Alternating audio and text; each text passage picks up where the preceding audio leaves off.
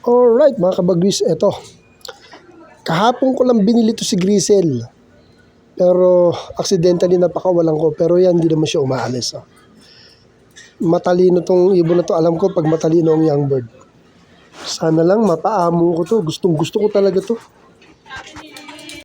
Ayun, ang Grisel na binili ko kahapon. Kay Tatay Ross Alejo. Sana mapaamo. Diba, nagsipasok ko na. Medyo sana, makapasok ko kay Tatay Ross. So gusto ko mapaamo yung napakagandang ibon. Hello mga kabagwis. Di ba kanina pinakulang ko yung mga bago kong YB, especially yung galing kay Tatay Ross Alejo. Yung paborito kong Grisel. Eh, lumipad. Nagbubong, tapos bigla lumipad, Romonda. Tapos ang tagal na wala, sabi ko, Tatay, wala na.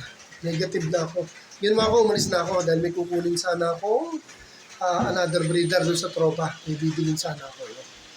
Eh kaya lang, biglang babagsak ang ulan.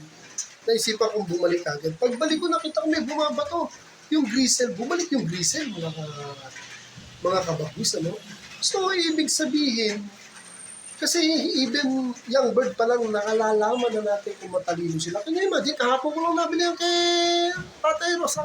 Ay, shout out, ang talino ng ibon mo. Sabi ko na nga ba, can you imagine, kahapon ko lang binili.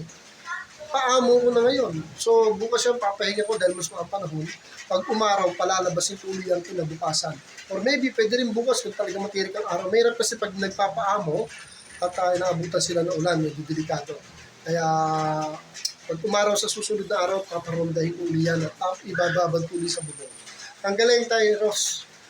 Bilib ako sa nabili kong ibon sa'yo. Isang araw pa lang paronda ko na. Rumonda talaga ang tagal. Kaya sira na loob ko, ako patay. Nang hinayang ang gulat ako, bumabato. Kaya maligaya ako. So ito, pakikita ko sa'yo. Ayan, Tyros, no? Sana.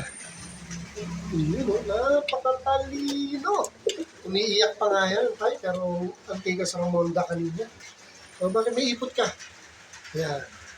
Magiging ilan na uli ang paronda ko? 1, 2, 3, nawala kasi isang brown. 4, yan. 4. Ito dapat ronda na to, mas may edad kay Grisel yan eh. Kaya lang hindi ko pa nakikita umikot. Ayoko naman pera sa yung pag-young bird. Gusto ko pusa niya. Hindi kagaya ni Grisel, pusa yan. Umikot kanina. Mag-isa siyang umikot kasi yung mga kasama niya nasa kulungan na. Yung tatlong YB na yan, mga hindi ba lumilipad. Nasa taas pero siya sumibat. Ang tagal nang nawala talaga. Nakita ko eh. Pero ayan, Tyros ha. Pakatalino ng ibon mo. Salamat, Tyros. Okay mga kabagwis, dito muna. At ako'y maligaya dahil nadagdagan na naman ang aking paronda. Sana nga, hindi ito mawala. Pero malaki ang chance na mapaamo na natin. Rumonda na eh, bumalik. Pumasok pa ng kulungan. Okay? Dito na lang muna mga kabagwis. Till next time, pag-update tayo. Salamat! Thank you for watching.